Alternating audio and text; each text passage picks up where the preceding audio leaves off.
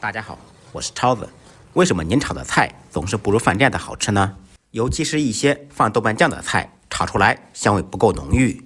今天我来揭晓，原来饭店的豆瓣酱都是需要二次加工的。尤其是制作一些小炒菜、快炒菜，猛火急炒，豆瓣酱的香味挥发不出来，做出来的菜味道就会大打折扣。首先，我们准备一瓶普通的四川豆瓣酱。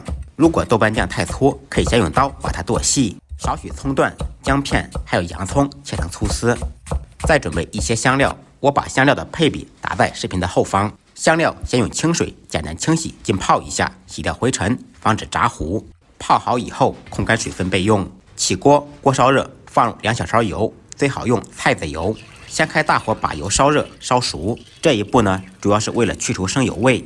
油热以后，再关火，把油温降至150度左右。放入准备好的洋葱、姜片、大葱，还有各种香料，开中小火熬10分钟左右，把所有小料的香味炸出来。这就是家庭版的料油制作方法。这样熬的料油香味非常浓郁，18楼的邻居顺着网线都能闻到。炸至小料漆黑麻糊就可以了，用糜漏打掉残渣。这个时候我们先关火，把油稍微晾凉。油温降低以后，随后放入准备好的豆瓣酱。要想做出来更加精细，豆瓣酱可以提前用刀剁碎，或者用机器搅碎。500克豆瓣酱放入100克剁碎的泡椒，放泡椒可以进一步增加豆瓣酱的颜色和香味。再放入10克清洗干净的豆豉，增加复合香味。然后开中小火熬10分钟，边熬边用勺子托底搅拌，防止粘底。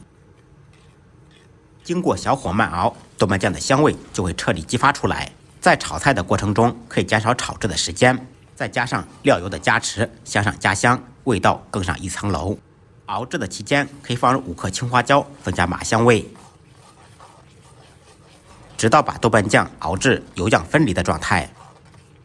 经过2次加工，不仅得到了超级香的豆瓣酱，而且还有香味浓郁、颜色红亮的红油。这样我们在炒一些川菜、小炒菜时就会得心应手。熬好的豆瓣酱放入碗中，自然晾凉。晾凉以后，可以再放到瓶子里面，放到冰箱冷藏，放几个月都不会坏。朋友们可以按照我的方法试一下，炒菜不香，您可以来找我。感谢您的支持点赞，一日3餐再忙再累，记得按时吃饭。下期视频见，拜拜。